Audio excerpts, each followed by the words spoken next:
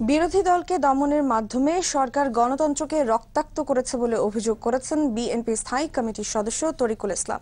বিকেলে জাতীয়তাবাদী ছাত্র দলের এক সমাবেশে তিনি এই কথা বলেন।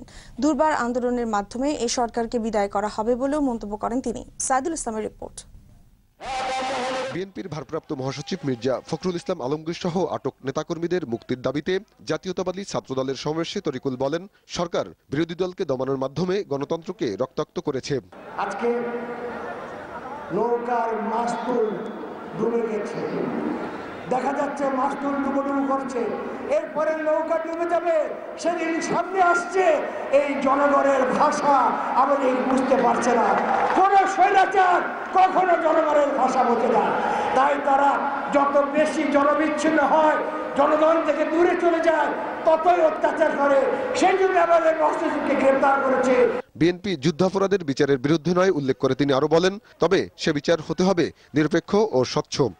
বারবার আমরা বলেছি, এখনো আমরা বলছি, সব সময় আমরা বলবো, কখনো আমরা যুদ্ধ অপরাধীদের বাঁচাবার কোনো চেষ্টা করছি না।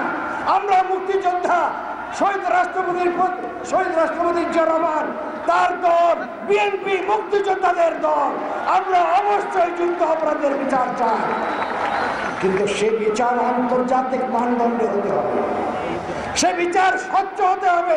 সমাবেশে বক্তারা বলেন, বিরোধী নেতাকর্মীদের গ্রেফতারের মাধ্যমে সরকার দেশকে একটি কারাগারে পরিণত করেছে। আটক নেতাকর্মীদের দ্রুত মুক্তি না দিলে দুর্বার আন্দোলন করা হবে বলেও ঘোষণা দেন তারা। এদিকে জাতীয় প্রেস ক্লাবের সামনে জাতীয়তাবাদী ওলামা দল আয়োজিত অবস্থান কর্মসূচিতে বিরোধী দলের চিফ হুইপ জয়নুল আবেদিন ফারুক বলেন, বেগম জিয়ার মাথায় সাপের ঝাঁপি নয়, বরং 16 কোটি মানুষের নির্বাসিত গণতন্ত্র পুনরুদ্ধারের ঝাঁপি রয়েছে। সাপের ঝুপি আমাদের নেত্রীর মাথায় না, আমাদের নেত্রীর মাথায় 16 কোটি মানুষের নির্বাসিত গণতন্ত্রকে পুনরুদ্ধারের ঝুঁকি বেগম খালেদা জিয়ার মাথায়। আপনাদের হাত থেকে দেশকে বাঁচাতে চাই, আওয়ামী লীগের নির্যাতন থেকে দেশকে বাঁচাতে চাই। দেশের স্বাধীনতার সার্বভৌমত্ব রক্ষার দায়িত্ব জাতীয়তাবাদী ইসলামী মূল্যবোধ শক্তির উপর।